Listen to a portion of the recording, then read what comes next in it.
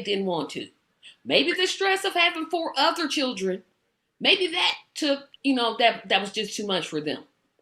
But for her to just say, well, when he started to hit puberty, I just cut it off. Nah, chick, you never had it. Sit down. No, you wasn't there. Anna, answer this question for Parker because he doesn't understand what is a sponsored daughter. A sponsored daughter.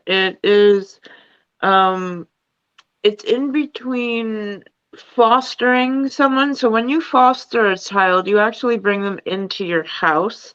When you sponsor a child, you help them out in their own house. You keep them with their parents. You give them some money every month so that they can eat, get school books, get clothes, see to their necessities.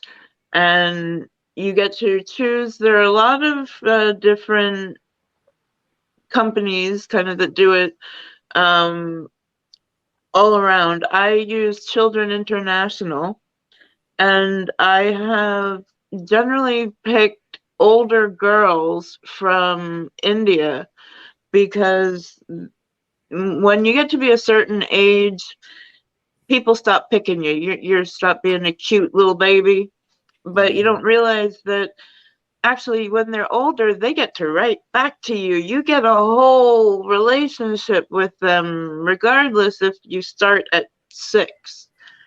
So, but you can choose any age. I've done from a girl from 8 months old, and I've sponsored 3 girls in my lifetime. 1 from Guatemala, 2 from Kolkata, India.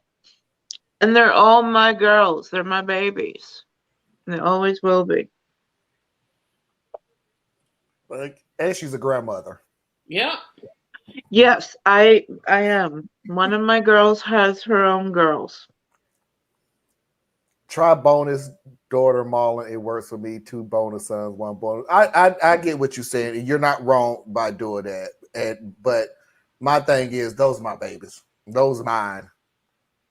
It's Those like I are my. couldn't say step nephew. Yeah, I can't say step anything anymore because Yeah, that's my step it's been They're grandchild right 20, family. there. What the yeah, it's been heck? 20 Right, years. right. It's like They're family. and I guess I say it like this, Susan. I don't But want yeah, I get it. but I get it. No, don't change if you're comfortable with that. I'm just saying about me is I don't want to put a label in front of daughter, son. It's that's my daughter. That's my son. Because they look at me as dad. Now they still call me Marlon until they want something really, really bad, and now I'm pops. Which is funny. Which is funny enough. This is what's so laughable Oh. about me How saying old do they pop. think you are? I have no idea. Pops is like for Here's the my funny thing daddy's about age. here's the funny thing about it. My son-in-law, who's married to my oldest daughter, he went from he gonna kill me, but I don't care. He We won't went tell him. from Mr. Clyburn for years to all of a sudden, and I don't know from out of the blue, and I hope he continues because I'm fine with it. Yeah. He went from Mr. Clyburn, Mr. Clyburn, how you doing, Mr. Clyburn? How you doing, Mr. Clyburn? Thank you, Mr. Clyburn. You're welcome, Mr. Clyburn. He went from all of that to one day, and I'll never forget this because this is how special it was to me. I texted him to say, happy birthday. And he texted me back, thank you, Pops. Oh, y'all gonna make me Oh. cry. So Dang on it, dang from onions. that point on, I don't even say happy birthday. I say, happy birthday, son. And he always texts me back, thank you, Pops. Why y'all trying to make me cry today? Dang. That's a beautiful story. Thanks for sharing, Marlon. I Thank can't take this you. stuff. And now I'm Mima. I'm G-Paw. That's all the grandchildren is G-Paw. G-Paw and G-Ma. And it could be Mima. And I'm just Aunt Tracy. Well, That's just who I am. Ain't nothing wrong with that. Nothing. I call my No. still. I'm 50 years old. If you do something long enough, it's so ingrained in you that I still call my whatever. Like it's so ingrained to me that I can't call